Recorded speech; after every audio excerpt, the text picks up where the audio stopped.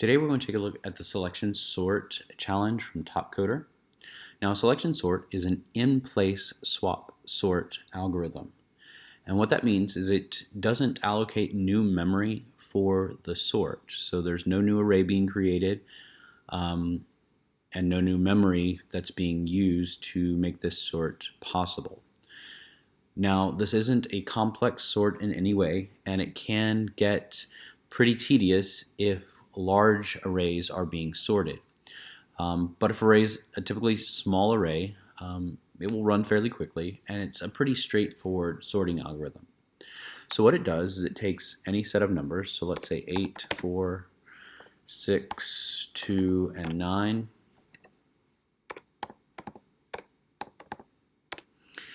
It takes those numbers, and what it does is it tests the numbers at index 0 first, and again, as you can see in the algorithm, it runs that outer loop that tests from 0 to the length of the array. When it does this, it sets min as the value at 0, and it's then going to test that 0 index value against every other value in the index or in the array. If that value that's being tested is less than the value that's at min, it's going to swap those two values and continue through the array all the way through the length of the array. Once it hits the end, then the value in that sorted position at min here will be the smallest value in the array. It will then move on to the next value, look for the minimum in the rest of that array, and then swap them. So if we take our example of numbers here, 8 is our first value. Now it's going to test 8 against 4. Now 4 is less than 8, so what's going to happen is it will swap those two places. Then it tests 4 against 6, 4 is less than, and it will test 4 against 2, and 2 is less than 4, so it swaps those positions. Then it tests 2 against 9, and there is no swap. At this point it's at the end of the array, so now it's going to test that next position, so position 1. Again, it's going to go through that same that same method, 8 against 6, 6 is less than 8, 6 against 4, 4 is less than 6, and then 4 against 9, and it's sorted. Okay, so then it moves on to position 2, which is 8 here again. Tests 8 against 6, 6 is less than 8, then it tests 6 against 9, and then it's at the end of the array, so it moves on to the next position. 8 is less than 9, so nothing swaps. Then it tests 9, well 9 is the last value in the array, so now we have our sorted array. Okay, so as you can see, because it has to test every value all the way to the end of the array, it's going to, in fact, take quite some time if the array is incredibly long. So what we need to do is we need to make sure that we're using selection sort for a short array list. Again, that's all selection sort really does, is it runs along each value in the entire array, at each position, I should say. Then it tests that position against every value beyond that position. If at any time the value at the sorting position is less than the value at the checking position, it swaps those values and then continues the rest of the way until it reaches the end.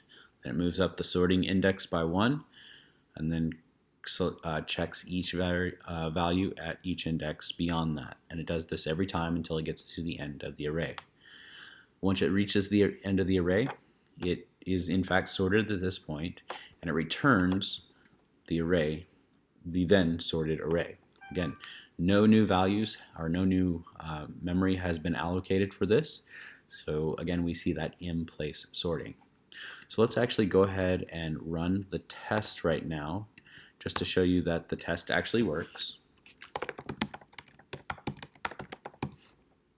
Okay, and as we can see, it runs with 7 successes, 0 failures. Let's go ahead and save that clear screen and show it one more time so we can get a good clean test. So again, I'm showing the documentation here. So it runs through each test and marks it green if it passes, which here it does. Okay, so now we're going to take a look at what the selection sort actually does. So I'm going to remove these comment marks and save it, and then we can see here by using this print in that inner loop what the array looks like at every single iteration of that inner loop.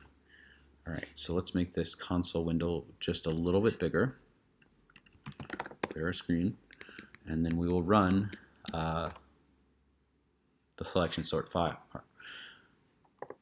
Okay, so again, we've taken 10 random numbers from -100 to +100, just like here in our shuffled array. So our shuffled array was 48, 75, -67, -75, -67, 56, 49, 55, -8, 93, 14, -14, and 31. Okay, so as we can see, it is going to give us the unsorted array.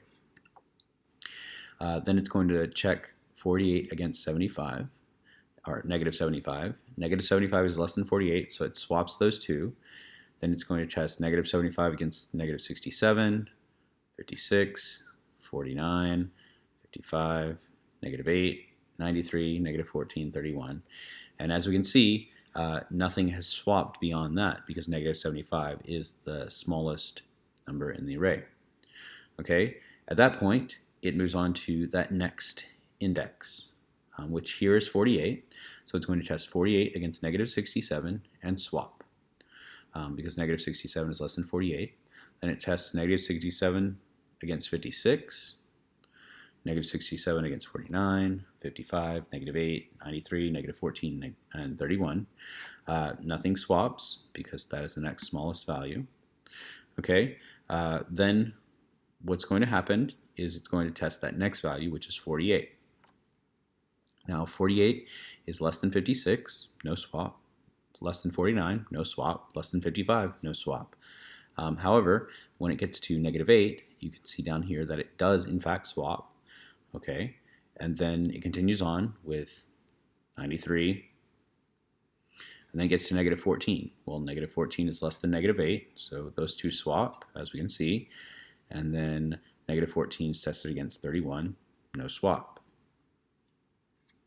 Okay, then we go 56. Well, 49 is less than 56, so we see the swap. Then it tests against 55. 49 is less than 55. 48, however, is less than 49, so they swap. 48 is less than 93, so it holds tight. -8, however, is less than 48, so those two swap, and -8 is less than 31, so no swap. Okay, then it's going to keep testing this, so it moves on to the next index. 55 against 56, no swap. 55 against 49, a swap with 49. 49 then against 93, no swap. 49 against 48, those two swap.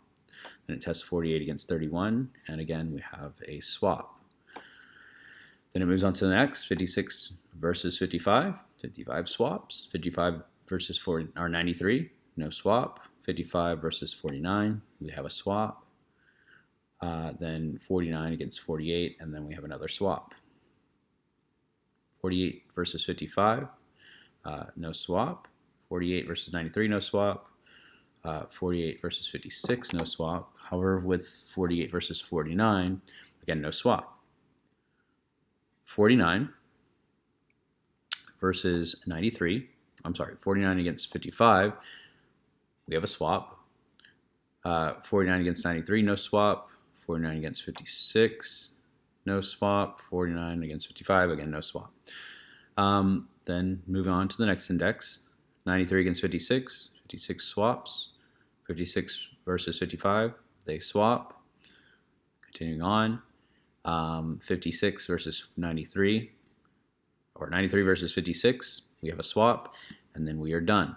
And our sorted array then is -75, -67, 14, -8, 31, 48, 49, 55, 56, and 93. So as you can see, if you run through it, it's not a very efficient algorithm, and there are many iterations over just 10 digits in this array.